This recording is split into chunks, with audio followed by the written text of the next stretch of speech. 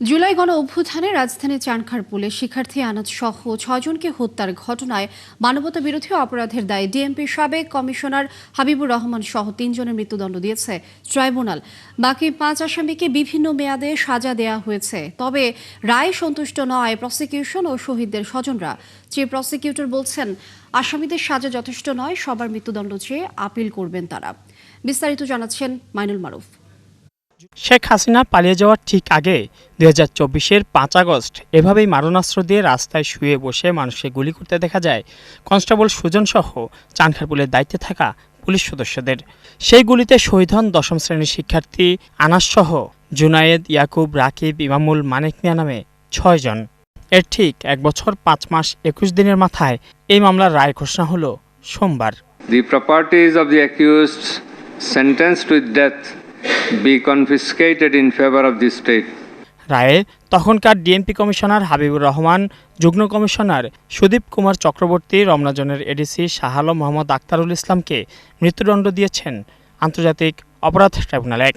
বাকি 5 আসামির মধ্যে রমনা জোনের সাবেক এসি মোহাম্মদ ইমরুলকে 6 বছর, সাবাক থানার সাবেক ওসি মোহাম্মদ আরশাদ হোসেনকে 4 বছর ও পুলিশ কনস্টেবল সুজন, ইমন ও নাসিরুলকে 3 বছর করে কারাদণ্ড দেন বিচারপতি গোলাম মুর্তজা মজুমদারের নেতৃত্বাধীন 3 সদস্যের বিচারিক প্যানেল।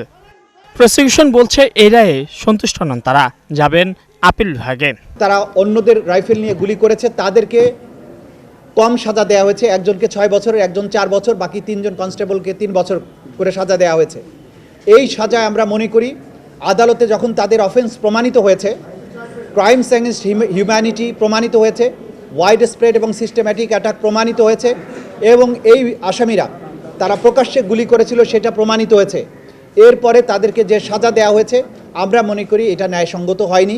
শহীদ পরিবারের সদস্যরাও জানান আসামিদের সাজা যথেষ্ট নয়, এতে ন্যায় বিচার পাননি তারা। আর যারা নাই তাদেরকে মৃত্যুদণ্ড, যারা আছে তাদেরকে 3 বছরের সাজা। একটা ছেলে ছিল, একটা মাত্র ছেলে আমার এই ছেলের রায়টা আমি শুনে সন্তুষ্ট হই নাই। এদিকে আসাম পক্ষের আইনজীবীরাও বলছেন রায়ের বিরুদ্ধে আপিল করবেন তারাও। তারা যদি ওই সময় যদি এই অর্ডারগুলো না শুনতো, দেখা যেত যে তাদের যদি ধরেন শেখ হাসিনা সরকার যদি টিকে যেত, তখন দেখা যেত কিন্তু আবার যারা অর্ডার শুনে নেয় তাদেরও কিন্তু আবার বিভাগীয় পানিশমেন্ট দিত। মৃত্যুদণ্ডপ্রাপ্ত 3 আসামির সম্পত্তি বাজেয়াপ্ত করার নির্দেশও দিয়েছে ট্রাইব্যুনাল। জুলাই গণঅভ্যুত্থানের মানবতা বিরোধী অপরাধ মামলায় এটি দ্বিতীয় রায়। প্রায় 1.5 বছর পর অবশেষে রায় হলো চানখারপুলের 6 জন হত্যা মামলার। তবে এই রায়ে অসন্তোষ প্রকাশ করেছেন সব পক্ষই। শহীদ পরিবার বলছেন তারা ন্যায় বিচার বঞ্চিত হয়েছেন।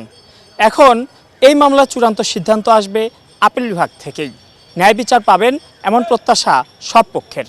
মাইনুল মারুফ, 71, ঢাকা।